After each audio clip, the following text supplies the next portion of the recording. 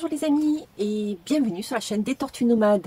Alors on poursuit notre road trip dans les Landes et pour cette deuxième destination, je vous amène à Montfort en Chalosse. Donc la dernière fois nous étions à Hastingues et nous avons fait à peu près une petite quarantaine de kilomètres pour nous retrouver dans ce petit village, dans le territoire de la Chalosse. La Chalosse qui est une partie des Landes à de jolies petites collines verdoyantes. Ce village est donc une bastide et vous allez voir qu'il y a vraiment de jolies petites demeures.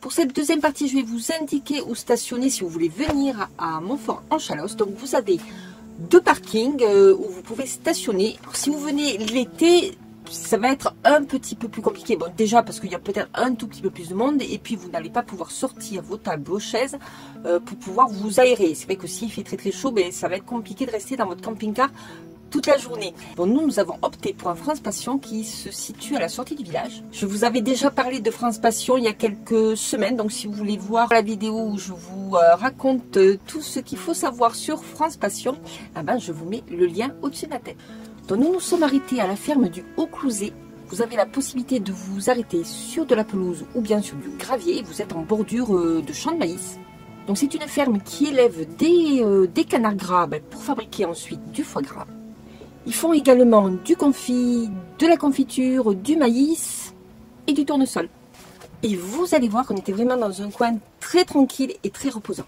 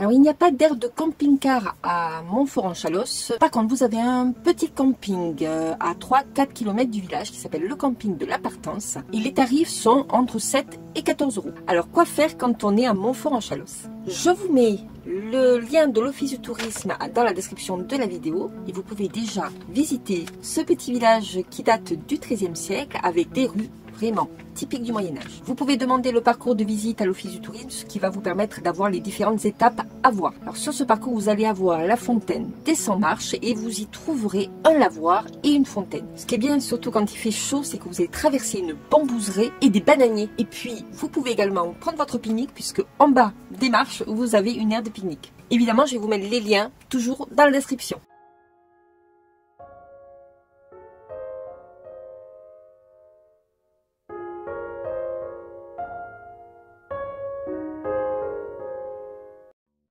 Et puis si vous voyagez avec vos enfants, je vous conseille de télécharger l'application Terra Aventura, qui est une application, on va dire, de chasse au trésor dans toute la Nouvelle-Aquitaine.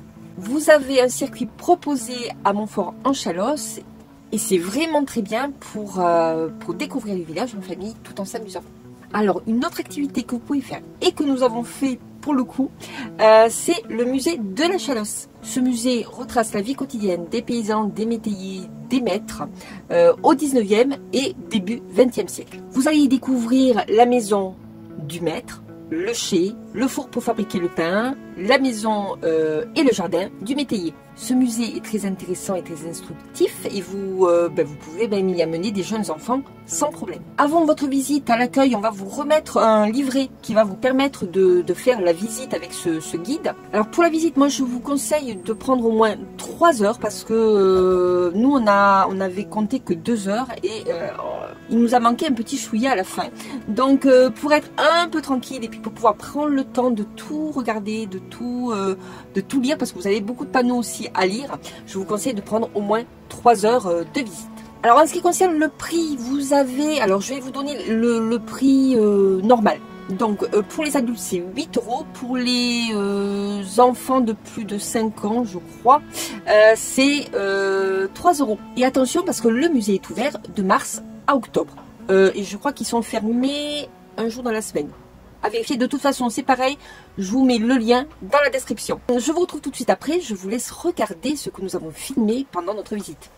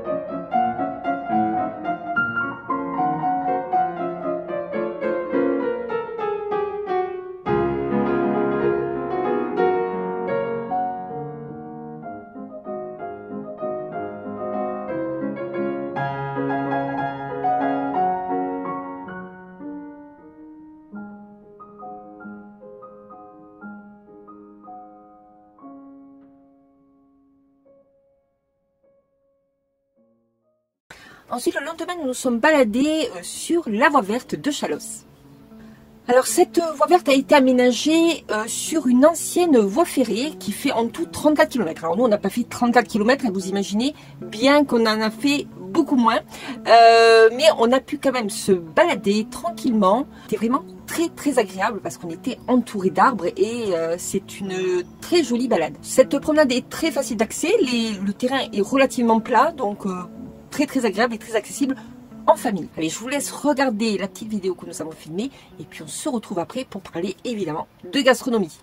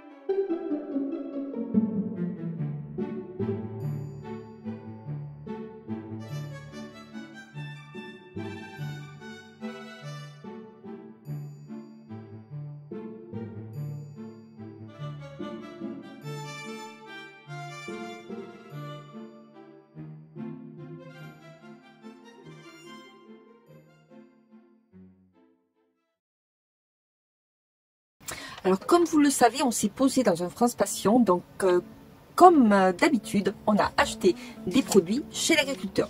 Donc nous avons acheté un petit bocal de foie gras entier que nous allons garder certainement pour passer Noël avec nos enfants. Et puis on a acheté également du vin des Landes. C'est du Tursan. Alors eux ne sont pas vignerons, hein, donc ce n'est pas leur propre vin, mais ils ont une petite boutique et ils vendent également des produits locaux. Donc voilà, on a pris un petit rosé, donc qui est bien bon d'ailleurs. C'est un vin un peu fruité avec des petites notes de fruits rouges comme ça. C'est un style de vin qu'on aime bien avec Laurent. Donc encore plus l'été, donc on s'est vraiment régalé. Alors il faut savoir que c'est le seul vin des Landes en AOC et que ce vin est réputé depuis le Moyen-Âge. Et puis pour finir, nous sommes allés dans un restaurant au village qui s'appelle Au Tazin. Et là nous avons pu déguster des plats typiques de la région. Nous avons commencé par un apéritif, le floc de Gascogne évidemment, qui est l'apéro des Landes on va dire. Nous avons pris également une petite salade de Gascogne, je crois que ça s'appelait comme ça, où il y avait du jambon de pays, du foie gras, voilà, plein de bonnes choses. Puis pour finir par un plat, alors Laurent a pris un civet de marcassin et puis pour ma part j'avais pris un tourne-dos avec des cèpes et du foie gras. Donc tout ça était ma foi bon. Le seul petit reproche, parce que je vais aussi dire la vérité, hein, c'est que nous avons été déçus par les produits servis par rapport au prix des plats, parce que nous avons trouvé que la qualité des produits n'était pas à la hauteur par rapport au prix que nous avons payé. Voilà, donc c'est juste le petit hic. C'est vrai que on s'attendait à du meilleur foie gras. C'était un foie gras qui était bon, mais très banal. Il n'y avait pas trop de goût. Pour mon foie gras qui était sur le tourne-dos, c'est pareil. Il y avait un petit problème de goût et les cèpes également. Il n'y avait pas beaucoup de goût au niveau des cèpes. Alors je ne sais pas, bon, on a l'impression la qualité n'était pas là. Voilà, c'était pas mauvais, mais on s'attendait à mieux, à quelque chose de plus goûteux. Voilà, tout simplement. Sinon, on a été très bien accueillis dans ce restaurant. Alors, vous en avez d'autres également. Il y a un autre restaurant qui s'appelle La Terrasse et qui propose également des produits régionaux. Et il y a un restaurant asiatique qui s'appelle Aux Saveurs d'Asie. Et puis également, vous avez un petit snack, je crois, qui s'appelle Griff Burger. Voilà, ce qui vous permet d'avoir le choix en restaurant. Au niveau des commerces de proximité, dans le village, vous avez à peu près tout. Vous avez un supermarché qui propose des bouteilles de gaz ainsi que de l'essence. Vous avez une boucherie, une boulangerie, une pharmacie, mais également un coiffeur, un toiletteur pour chiens, un opticien. Au cas où, si vous avez des soucis avec vos lunettes, ça peut être intéressant d'avoir un opticien. Également, vous avez la conserverie du foie gras de Chalosse, où vous allez trouver toutes sortes de produits régionaux. Ces 2 jours passés dans ce petit village a été une véritable découverte. Nous espérons que cette vidéo vous aura plu. N'hésitez pas à liker, commenter, partager cette vidéo. Abonnez-vous pour ne pas manquer notre dernière destination dans les Landes. Si vous êtes en vacances, je vous souhaite de très bonnes vacances. À très bientôt. Bisous. Ciao, ciao.